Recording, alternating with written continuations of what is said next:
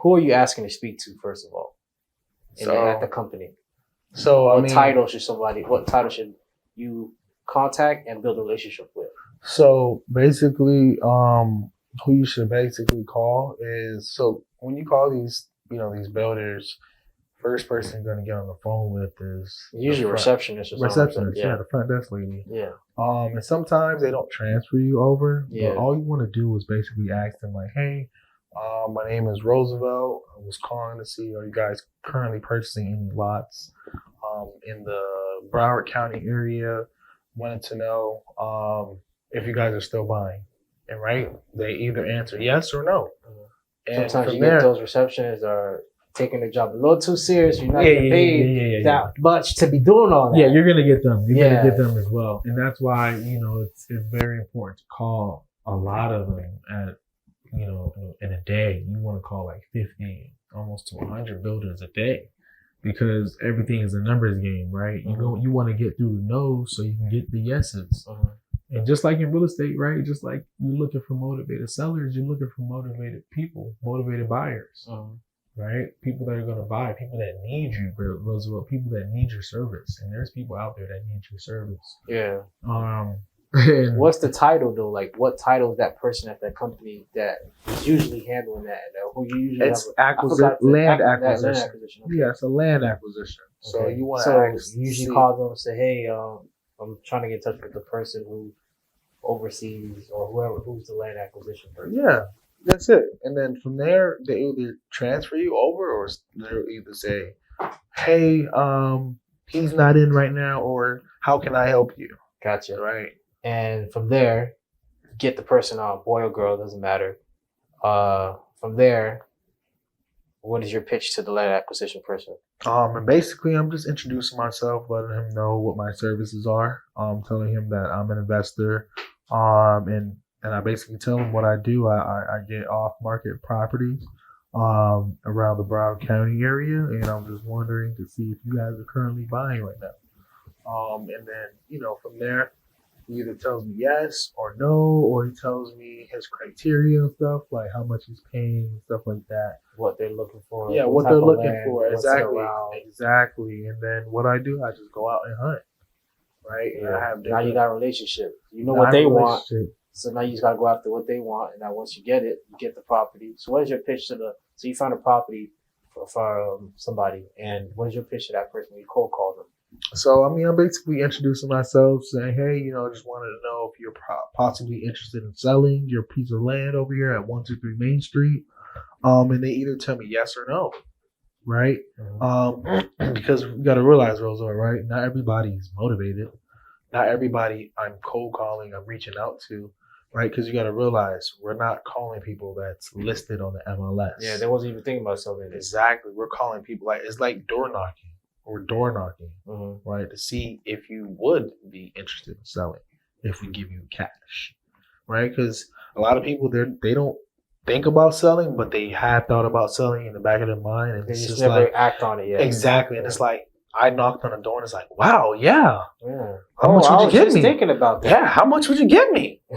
Hey, we'll give you 10 grand. Oh yeah, that sounds perfect. Let's make it happen. I'm telling you, we'll get those type of people, bro. I promise you. And those be the sweet deals too. And it's just like, a lot of people are missing out. And I just reach out to them and just basically sell our service, let them know what we do. And that, we're here to buy their property and take care of them and put money in their pockets. Gotcha. And so you get the property, they're interested. Now you send them a contract. And that contract pretty much says that they can't sell it or do anything with it. You have control over it now. Now you go back to the builder and say, hey, I just found a property. This is the property that was in your criteria, that email you sent me. Now they take a look and review it. They agree with it. And now they send you the check. Or no, they take over, right? No, they don't take over. So basically, you put the on the contract too, right? Yeah, you got to put everything on the contract. Yeah, you put the builder on the contract. And with the price. So let's say, for instance, right, we agreed to that $10,000, right, for that piece of land, and I sell it to my other builder for, let's say, $30,000, right?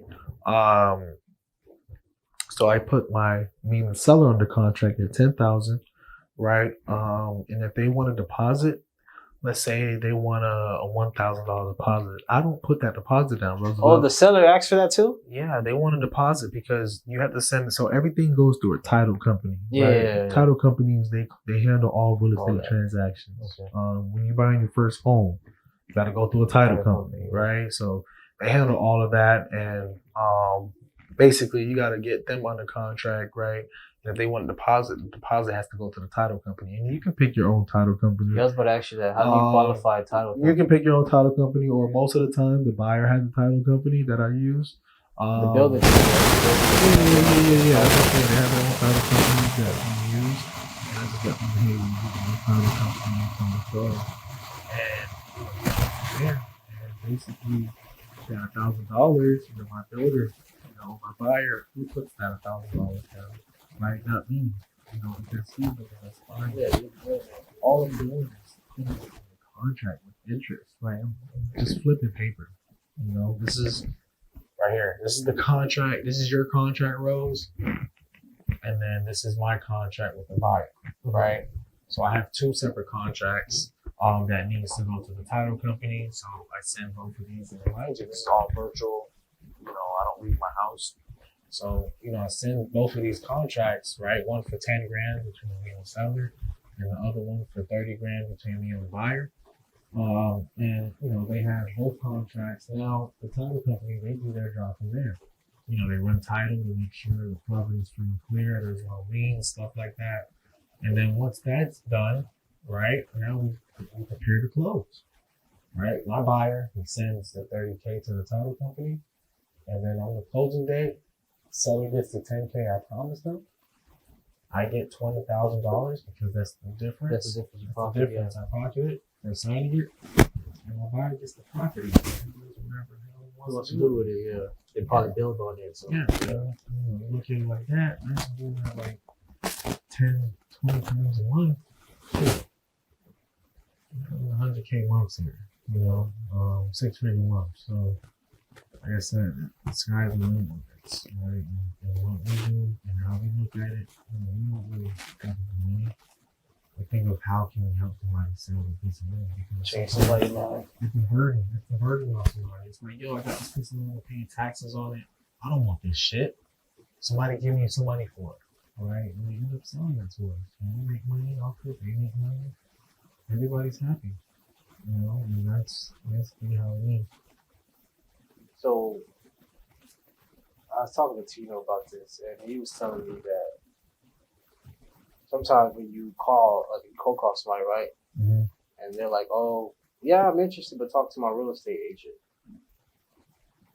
Do you avoid those, or do you continue those? Because Tino's telling me that those are usually like you're not going to win that because real estate agents probably going to try to max like the hell out of that land or lot. Yeah, it all depends because sometimes they're really busy. So they have friends that are real estate agents that handle, all their closings or handle their properties for them. Sometimes they do handle all of that for them. And then there's the agents that haven't listed on the MLS. So, like I said, it just all depends because sometimes you can be dealing with an agent who's just a family friend who's just helping themselves. When it's not listed on the market, and it's like, hey, if I give them an offer, they might take it. That makes sense. What I mean? Yeah. They might take it. Yeah, because they're just trying to get rid of it. Yeah, they're just trying to get rid of it.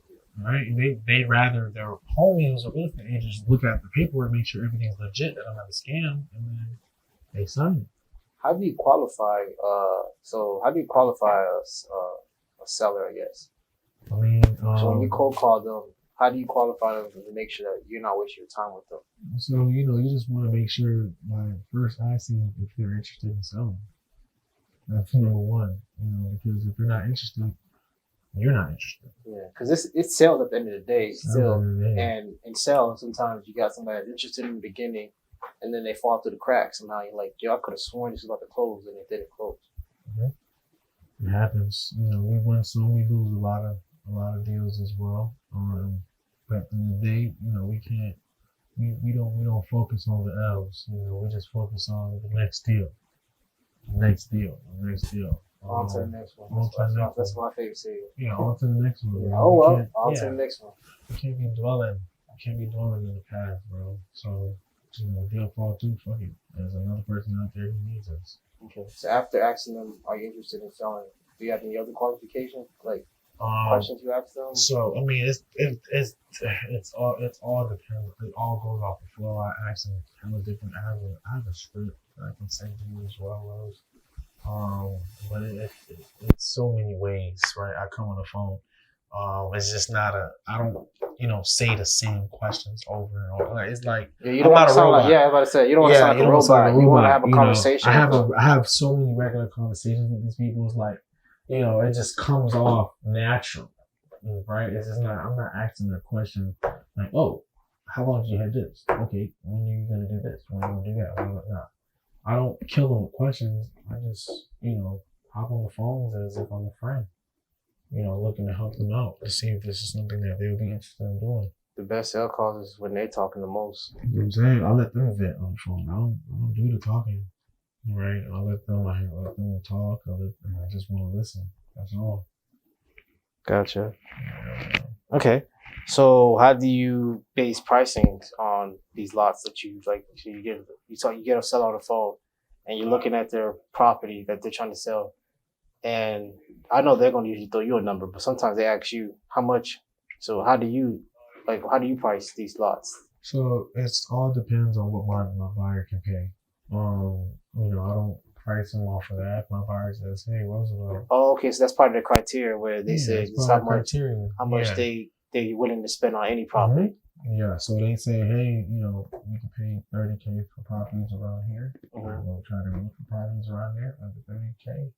Get them on a contract, and I sell it to them for $30K." Okay. Same thing with the whole criteria thing goes for the same thing for real estate agents. Everything, agents, all that. Okay. Get the criteria what they're looking for. Yeah. Okay. All right, that's good. All right.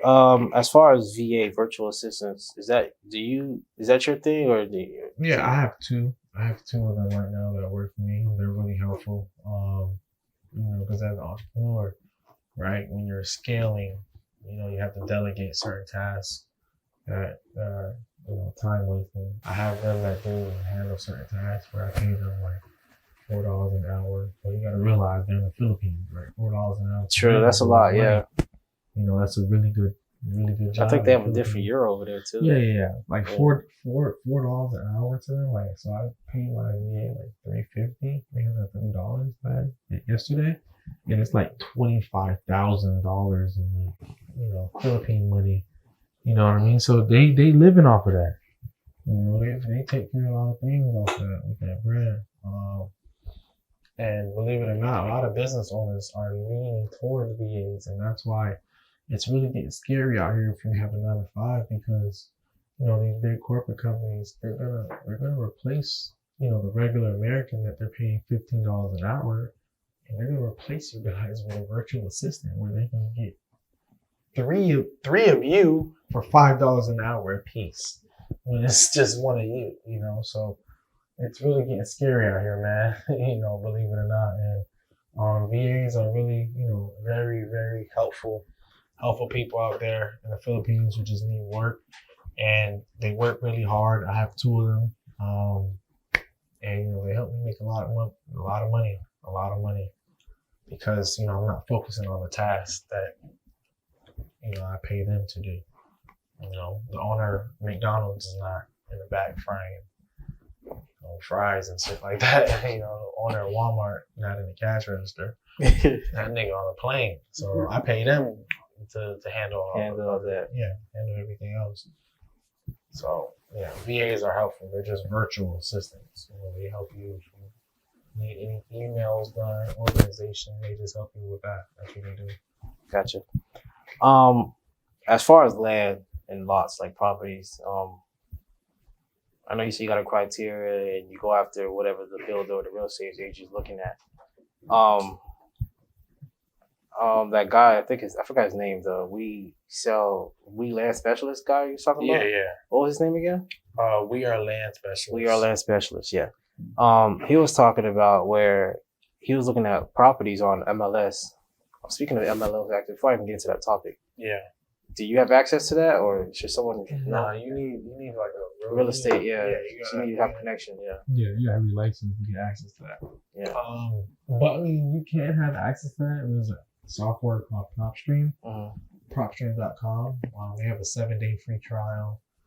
It's like $100 a month, but that's what I use. So PropStream gives you MLS access. MLS access. Oh, I thought it was for like off-market. leads or something like that. No, it gives you MLS and off-market leads as well.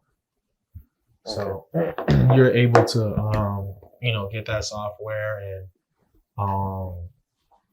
either get off-market leads or on-market leads. It definitely all depends on how you use it, how you filter it, but it's really good software. Made over 6 figures with that software, and bro, that PropStream.com is the shit. Okay, so that's a marketing tool for anyone that's looking for marketing tools to check that out. Yeah, that's what you want to use to pull your list and stuff like that to start cold calling people. But PropStream, PropStream is the one.